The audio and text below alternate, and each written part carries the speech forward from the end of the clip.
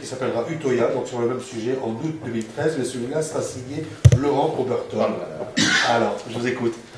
Parce qu'évidemment, je voulais faire allusion au livre qui circule actuellement, 100 000 exemplaires, 100 000 ventes en 3 mois, La France Orange Mécanique. Bref, il faut du sécuritaire, il faut davantage de prison, il faut davantage de places de prison. Les immigrés sont responsables de tout. J'en passe, c'est des meilleurs. Et ces aspirations, Muret, Houellebecq... Oui, non, mais attends, alors, voilà, il faut quand même pas... Voilà. Faut absolument pas tout mélanger, parce que ça, Muret et Houellebecq... Houellebecq, d'abord, c'est parce qu'il a dû dire un mot comme ça, etc. Parce que c'est... Non, mais c'est même sur à propos du roman. Oui. Muret, il n'est pas pour grand-chose, il est mort depuis 15 ans. Faut pas accuser les écrivains de rien. Oberton est à peu près tout sauf un écrivain. Ce qui fait, à mon avis... il sort de l'école de journalisme, en fait. Est une très mauvaise action. En plus, il n'a rien compris à ce qu'est Orange Mécanique, ce qui prouve bien ou alors c'est qu'il méprise son public, puisque le film Orange Mécanique de Kubrick dénonce dans toute sa première partie la violence de la délinquance, mais dans sa deuxième partie dénonce une violence bien pire, qui est la violence exercée par l'État contre la violence d'État, la réponse sécuritaire de l'État. C'est ça qu'Orange Mécanique descend, puisque le gamin est torturé, change de personnalité, etc. Et c'est vraiment un livre qui est, pour moi, actuellement, qui est vraiment symptomatique du climat délétère et alors, c'est toujours la même stratégie chez ces gens-là. C'est que, en plus, ils se font passer pour victimes d'une conspiration du silence. On les empêche de parler parce qu'ils disent la vérité. Alors, c'est vraiment, je ne sais pas si certains d'entre vous l'ont lu. C'est absolument, c'est pas très bien écrit. Ce n'est pas un romancier, vous le disiez. Non, mais ça se présente. Non, mais sauf qu'il va faire un roman justement. Il s'était présenté pratiquement comme un chef-d'œuvre littéraire au début, dans le lancement de sa maison d'édition. Voilà, c'est le livre même d'une société c'est ce livre qui est moi, je vous l'ai dit tout à l'heure, pour l'absolue liberté d'expression, je regrette qu'il n'y ait pas un livre qui ait eu autant d'écho médiatique et qui soit une réponse directe ou indirecte à ce livre qui est un tissu de mensonges. Alors, en même temps, c'est pas vrai, c'est beaucoup plus complexe que ça. C'est pas un tissu de mensonges. Si vous prenez chacun, non mais c'est ce que Godard disait à propos du cinéma, tout montage renvoie à une métaphysique. C'est-à-dire que vous prenez des faits, vous les agencez d'une certaine manière, et vous avez et le commentaire que vous en avez, il y avait le cinéaste Chris Marker qui est mort l'année dernière, je ne sais pas si vous vous souvenez, il y a les images d'une ville dans l'Est, en Union soviétique, en Sibérie, et donc c'est les mêmes images, il prend un commentaire en disant les gens sont dans la misère noire, etc., ça marche, et il prend, etc., les efforts héroïques du peuple soviétique permettent d'eux, etc., et ça marche aussi. Donc là, on a la même chose, c'est-à-dire que vous pouvez prendre 15 faits divers, si vous les agencez d'une certaine manière, si vous les collez d'une certaine manière, c'est pour ça qu'à la limite, c'est ça la responsabilité de l'écrivain. Pardon ? C'est parfois la télé. Oui, exactement. C'est-à-dire que tu fais ça dépend sur quoi tu mets le gros plan, le focus. Voilà, et c'est à ce moment-là que donc ce livre-là, pour moi, est vraiment le symptôme d'une société complètement malade. Vraiment. Alors, tout à l'heure, je me trompais effectivement, mais sauf erreur, Houellebecq aurait écrit à propos de l'auteur, Oberton, que c'est l'une des grandes signatures de demain. Oui, Houellebecq, sur le au téléphone, c'est Raphaël Sorin, je me demande ce qu'il faisait là-dedans, qui avait édité le livre et qui a dû avoir Houellebecq au téléphone en disant « j'ai dit ça, c'est du éventuel. » C'est pas, on n'a pas entendu tellement s'exprimer là-dessus. Puis encore une fois, c'est un texte que je trouve assez répugnant. Alors, est-ce que... non, pour conclure, c'était pour moi. Vas-y, je t'en prie. Est-ce que dans la groupe de vos livres, vous avez le cas Dieudonné? Non. Qu'on a reçu ici et qui a été défendu par Jean-Claude Villers. Non. Mais Moi, j'ai quand même un petit problème avec les raisonnements communautaristes d'où qu'ils viennent. Voilà. C'est-à-dire que je veux bien qu'on critique Israël, quitte à oublier la complexité de la société israélienne. Il y a une gauche israélienne, il faudrait peut-être y penser de temps en temps, penser à l'aider, etc. Voilà. Je pense pas que, quitte à pas faire tous les avis, que le Hamas, je parle du Hamas, je parle pas de l'autorité palestinienne, le Hamas soit un mouvement émancipateur ou anticolonialiste. Pour moi, c'est des conneries. Et vous ne ferez jamais défiler à côté d'une femme voilée, jamais. Comme ça que les choses soient bien claires. Et puis, à côté de ça, je trouve rigoureusement inacceptable la politique du gouvernement israélien. Point. Mais de là à estimer que Dieudonné trouve utile de faire un parti antisioniste, il faut voir avec qui. Non. Voilà, on n'est plus dans la recherche d'émancipation, on n'est même plus dans le discours anti-impérialiste ou anticolonialiste. Avec Soral. On est dans un discours proche de l'antisémitisme, on pouvait appeler les choses par leur nom. Alors la gauche israélienne existe, c'est certain.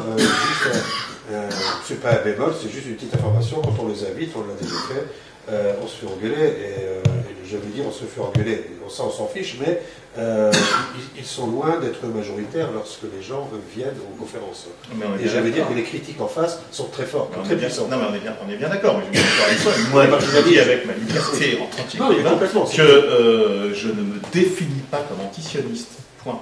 C'est-à-dire que je veux bien me définir comme étant quelqu'un qui est extrêmement critique et violemment manifesté contre les colonisations, la politique de colonie en Israël, etc. Mais je ne peux pas parler d'antisionisme. Je ne comprends pas d'ailleurs bien ce que ça veut dire. Ça veut dire quoi?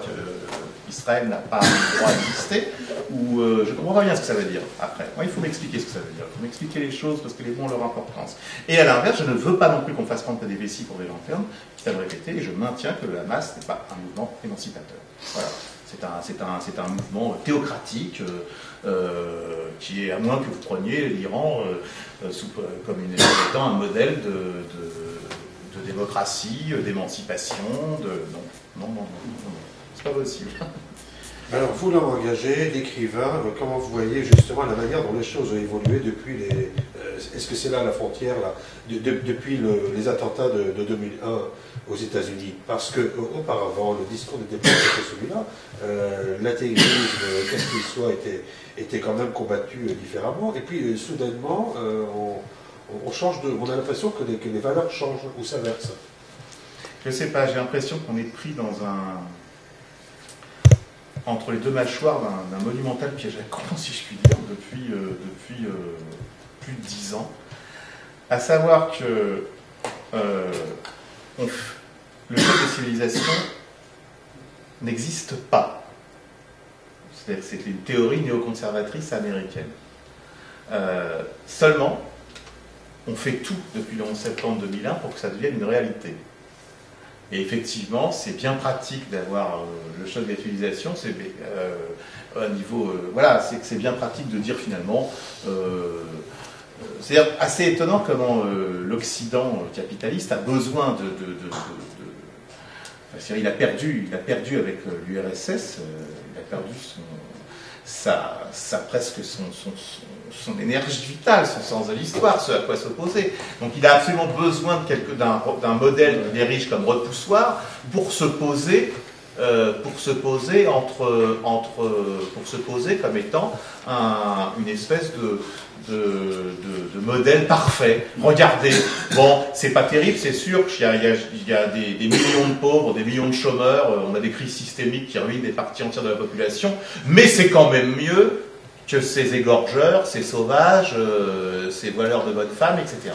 Oui, c'était bien pratique d'avoir l'Union soviétique. Alors, oui, pas de chance, fini.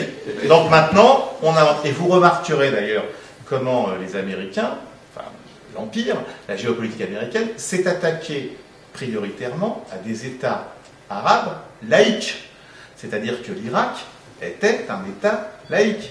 C'est-à-dire que Saddam Hussein, je ne vais pas dire que c'était un ange, mais c'était, non mais je suis en train de dire, il n'empêche que ça dit de faire péter le verrou. Et regardez comment, par exemple, est joué froidement le Hamas contre l'autorité palestinienne. J'y reviens, il y a deux types d'opposition à l'État d'Israël. Il y en a une qui arrange plus l'Occident que l'autre, parce qu'elle est tellement infréquentable, c'est le Hamas, qu'il est impossible de... Enfin, moi en tout cas, mais voilà, et ça serait beaucoup plus compliqué pour Israël s'il n'y avait que l'autorité palestinienne. On se dit, le Hezbollah fait partie des... Est-ce que c'est comment dire, le constat que vous posez ne sera pas de plus en plus grave? Je vais être interrogé par la police. Ça pas arriver. C'est normal, c'est pas encore ça. La police, c'est la télé. Est-ce que ce constat-là que vous posez ne sera pas de plus en plus grave tant que justement l'effort intellectuel de concevoir, ne serait-ce que de concevoir un autre système, ne sera pas fait par les intellectuels et par... Oui, mais enfin, les intellectuels, il y a un dispositif néoconservateur qui est tellement au point depuis plus de 10 ans, regardez comment, en France, ça a été un peu plus limité, mais comment aux États-Unis, en Angleterre et ailleurs, le discours pro-guerre est allé de soi, pas dans la population. Pas dans les peuples, mais dans les élites intellectuelles dominantes, c'était ça quand même. Il y a très peu eu d'opposition à ça. C'est la guerre au terrorisme. C'est-à-dire que c'est, encore une fois, parce que l'Occident capitaliste a de telles contradictions, à mon avis, de telles contradictions insurmontables. C'est la crise finale, j'espère en tout cas, de telles contradictions insurmontables qu'il a absolument besoin pour assurer sa cohésion d'un ennemi. Oui, c'est ça. Et voilà. Et donc, encore une fois, cet ennemi-là, il faut qu'il soit infréquentable. Si vous aviez comme ennemi, j'allais dire, Hugo Chavez, et seulement Hugo Chavez, voilà, ça devient plus compliqué. Vous remarquerez d'ailleurs la discrétion sauf pour en dire du mal de temps en temps, mais la discrétion totale du discours médiatique, etc., sur les expériences actuellement en cours en Amérique latine, qui sont des vraies expériences, qui ne concernent quand même pas n'importe quoi. C'est des gros pays, c'est des grandes nations, etc., y compris dans le Brésil, qu'on peut même rajouter là-dedans, l'Argentine, etc. Tout ça, on en parle très très peu. Alors que manifestement, ils sont en train d'essayer de construire quelque chose qui est une alternative. On préfère dire non. Ça n'existe. On préfère ne pas parler de ça, on préfère de dire c'est ou le capitalisme, ou en gros l'Iran. Non, l'Iran. Voilà. Ça sera la bataille finale, sera entre. Mais c'est Bush, c'est toute l'idéologie de Bush qui s'est infusée comme ça, c'est de Bush fils, c'est en gros c'est l'ultime croisade. Voilà. Élodie Souriau-Laverne, vos réflexions là-dessus, le rôle de l'écrivain et du journaliste, vous êtes les deux, journaliste et écrivain, sur tout ce qu'on vient d'entendre. Parce que là, effectivement, il y a toute une idéologie qui s'est diffusée sur combien de temps? Sur 20 ans à peu près. Tout à fait. Enfin oui, sur 20 ans. Et puis on a l'impression qu'on n'a pas vu venir. Moi, j'ai pas la sensation ni l'impression que l'écrivain doit être là que pour ça, ni faire que ça. Après, je pense que c'est aussi son rôle de parler de ça parce qu'il a, par rapport aux personnes, par rapport au quotidien, je pense que l'écrivain a un recul et donne un visage au monde extérieur et permet peut-être à la personne qui lit de voir le monde extérieur à tel moment. Moi, ce que je fais dans les Canards en fleurs, c'est... je parlais tout à l'heure des défauts de la société contemporaine, alors je ne juge pas. Ce que je fais, c'est que je montre ce qu'elle peut être aujourd'hui en exacerbant à travers le regard d'un fou, évidemment, certains comportements, certaines dérives, et je montre à quel point il y a des choses qui peuvent être ridicules. Parce que vu à travers le regard de Fulbert, ça prend des proportions, c'est drôle, mais c'est aussi très ridicule. Donc je mets en avant des choses, après, voilà, je ne vais pas plus loin que ça, je ne dis pas ça c'est bien, ça c'est pas bien. Je montre qu'il faut faire attention parce que des fois, quand poussé à l'extrême, ça devient ridicule. Et moi, l'autre chose que je fais, et je pense que ça aussi, c'est le rôle de l'écrivain, et je pense peut-être plus aujourd'hui dans la conjoncture actuelle, c'est de permettre aux gens de s'échapper. Je sais quand je fais des salons de livres, quand je fais des dédicaces, les gens me disent à la quatrième de couverture, ils me disent « Ah, ça a l'air drôle, enfin !» Voilà. Moi, j'aime faire rire. J'avais envie, à travers ce livre, de faire rire, même si c'est vrai qu'il a des côtés un peu sombres. Mais globalement, je pense qu'il fait rire les gens. Enfin voilà, c'est le retour que j'ai des lecteurs. Et je pense que c'est aussi le rôle de l'écrivain de permettre aux gens de s'échapper un peu tout ça aussi. Et moi, mon matériel, ce à partir de quoi je travaille, c'est en moment souvent où tu as eu les idées, que ce soit chien plus circoncis, ou que ce soit des choses bizarres qui peuvent apparaître dans le cas d'inventaire. C'est vraiment de prendre la société quotidienne, c'est vraiment la vie de tous les jours. C'est-à-dire que le chien, je peux vous dire, il existe dans la vraie vie. Cindy du Pôle emploi, elle existe dans la vraie vie. Fulbert, non. Mais il y a plein de choses dans le monde du travail, c'est une entreprise que j'ai pu croiser, il y a vraiment plein de choses. Et tout est pris dans le quotidien, dans ce que j'ai croisé, avec un regard un peu décalé. C'est-à-dire que le chien que je connais, il n'est pas juif, il n'est pas circoncis. Lui, il est tellement bizarre, c'est un chien qui a été croisé avec plusieurs races, même les vétos ne savent pas définir vraiment quoi, il est très drôle. Et on se dit, bon, qu'est-ce que ça peut être? Et voilà, spontanément, la blague qui arrive, c'est il est juif, il est circoncis. C'est pas une blague raciste, c'est juste une blague, je sais pas, voilà, de se dire, il est bizarre, et un chien juif circoncis, ça n'existe pas, donc voilà, il va être ça. Et tout est pris de la réalité et dire la réalité, si on la regarde, on peut la regarder un peu différemment, avec peut-être un peu de rêve ou d'imagination, et ça devient quelque chose de beau et ça devient quelque chose de drôle. Il ne faut pas oublier qu'aujourd'hui, en fait, il y a ça aussi. On a beau être dans une situation dramatique, avec des comportements ridicules, etc. Il y a quand même des choses qui sont belles, et je pense que l'art est aussi là, parce que je considère que la littérature est une forme d'art, est aussi là pour le mettre en avant. Et voilà. Donc, c'est les deux pendant. Vous travaillez sur deux prochains romans. Oui, deux prochains romans. Alors un qui est quasiment fini, mais alors depuis que je fais la promo de celui-là, c'est une catastrophe. J'ai plus le temps d'écrire le livre. J'imagine, comme disait Ardisson tout à l'heure, je sais pas, il y a un moment où il disait, voilà, il faut aller au déjeuner des critiques. Alors moi, j'en suis pas là, mais c'est vrai qu'on s'imagine pas quand un éditeur dit oui, le boulot qu'il va y avoir derrière, c'est assez phénoménal. Et on est content, c'est fait, mais nous, en fait, ça commence. Et donc j'en ai deux autres, un qui est quasiment fini, qui va être un peu dans le même ton. Pas la même histoire du tout, mais le même ton. Et un troisième où ça m'a fait beaucoup rire, parce que quand je vais parler de l'histoire, ça va être une histoire avec une petite mamie qui est volée en maison de retraite et qui tombe amoureuse d'un petit pépé. Enfin, c'est un résumé très vaste. Voilà, ils vivent une belle histoire d'amour à 80 ans.